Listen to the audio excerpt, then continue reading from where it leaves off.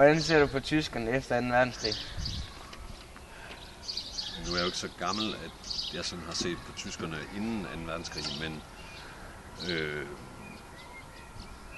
hvad kan man sige, hvis det har ændret sig lidt, så kan man sige, at da jeg var barn, så mine forældre, eller min far i hvert fald, boede i Nibe under 2. verdenskrig, og var måske en af dem, som så dermed havde et lidt anstrengt forhold til tyskerne. Jeg synes i dag, vi har ikke noget specielt anstrengt forhold til tyskerne. Altså selvfølgelig så, man kan jo sige, at de tyskere, der lever i dag, de har jo ikke rigtig ansvaret for de ting, der skete i 30'erne og 40'erne. Så i dag synes jeg egentlig, at det er fint nok med tyskerne. Man kan godt forstå, at folk før i tiden, eller ældre mennesker, har det lidt svært med Tyskland og tyskerne. Yes. Hvordan tror du, tyskerne ser på 2. verdenskrig? Jeg tror, det er igen spørgsmålet om ung og gammel. Jeg tror, at der er nogle ældre tyskere, ikke så mange af dem tilbage, men nogle få ældre og nulevende tyskere, som var en del af 2. verdenskrig, og måske endda også en del af nazisternes styre, som det kan nok være meget blandet. Nogle af dem, som Søren Kamp, vi har kigget på, danskerne, der arbejdede for SS, angrer måske nogle ting, og gør det så alligevel ikke helt. Altså synes måske egentlig også, der var nogle ting, der var i orden. Men ellers så tror jeg, at tyskerne generelt i dag, den yngre generation, tror jeg måske indimellem er lidt træt af at høre om 2. verdenskrig, men ellers så tror jeg, de er videre. Ja. Hvad synes du om Berlinmuren? Berlinmuren? Jamen, det er jo sådan lidt noget andet. Jeg synes, at Berlinmuren, det er sådan et godt eksempel på det der med, at man tror, at man kan holde noget adskilt ved at bygge en mur. Det har man prøvet mange gange i historien, mange steder i verden, og det har aldrig rigtig lykkes. Og det gjorde det jo så heller ikke med Berlinmuren til sidst. Og jo heller ikke rigtig undervejs, fordi folk fandt mange kreative måder at komme udenom, eller over, eller under, eller gennem muren på. Der var selvfølgelig også mennesker, der mistede livet, men Berlinmuren, sådan kort sagt, så var det en dum idé, som jo så også endte med at blive væltet. Ja. Synes du, det var i orden, at den opdelte øst og vest?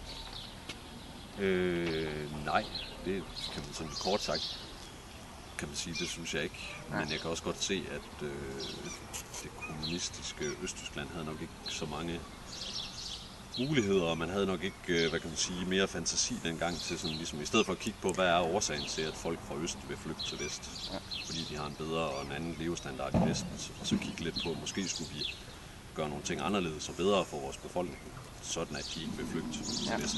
I stedet for det, så tænker man, at vi bygger en mur, så kan de ikke komme derover. Og så bliver vi ellers ved med at gøre, som vi altid har gjort. Det er jo ikke holdbart i længden. Nej. Tror du stadig, at der er mange tyskere, der ikke kan lide jøder på grund af 2. verdenskrig? Nej, det tror jeg ikke, faktisk. Selvfølgelig kan man sige, hvis man sådan virkelig begynder at sætte sig ind i hvad kan man sige, antisemitisme, som det også hedder, eller jødehad, så er det jo noget, der eksisterede rigtig mange steder i Europa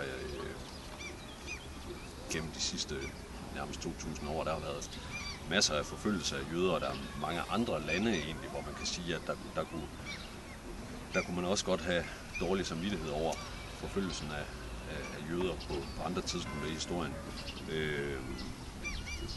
Og nu har jeg glemt spørgsmålet. Hvad var det om?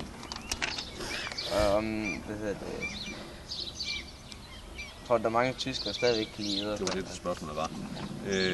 Nej, og jeg ved heller ikke rigtigt, om der var mange tyskere, der ikke kunne lide jøder dengang, indtil Hitler og nazisterne begyndte at propagandere og fortælle folk, at jøden var sådan en tyveknægt, der var interesseret i at stjæle folks penge, og at de var urene og sammenlignede dem med rotter og alt muligt andet. Altså, det har selvfølgelig virket på en del tyskere, der fik den opfattelse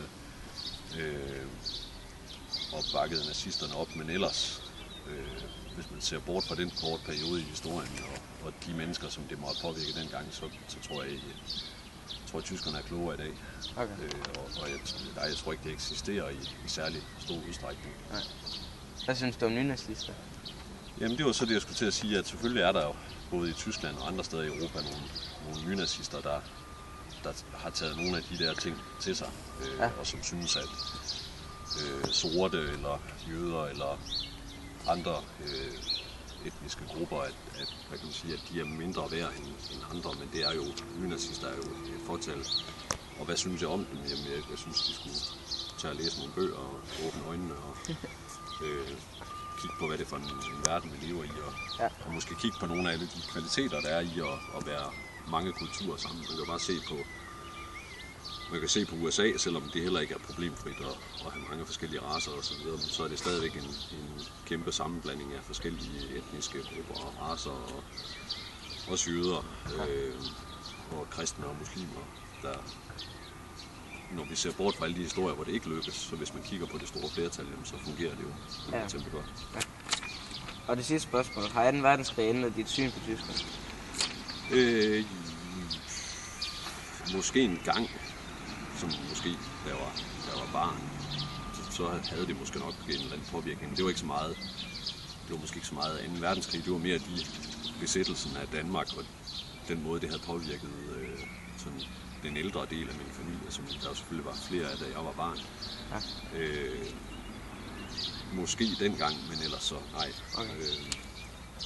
Jo, og så kan man sige, meget af det, vi ved om Tyskland, og jeg ved om Tyskland, har selvfølgelig noget med 2. verdenskrig og holocaust og sådan nogle ting at gøre, men ikke mit syn på tyskerne, hvis det var det, du spurgte mig om. Nej, tyskerne. Ja, tyskerne, nej, altså, hvad kan man sige, nej, de er der tilgivet, som de burde være. Okay, super. Ja.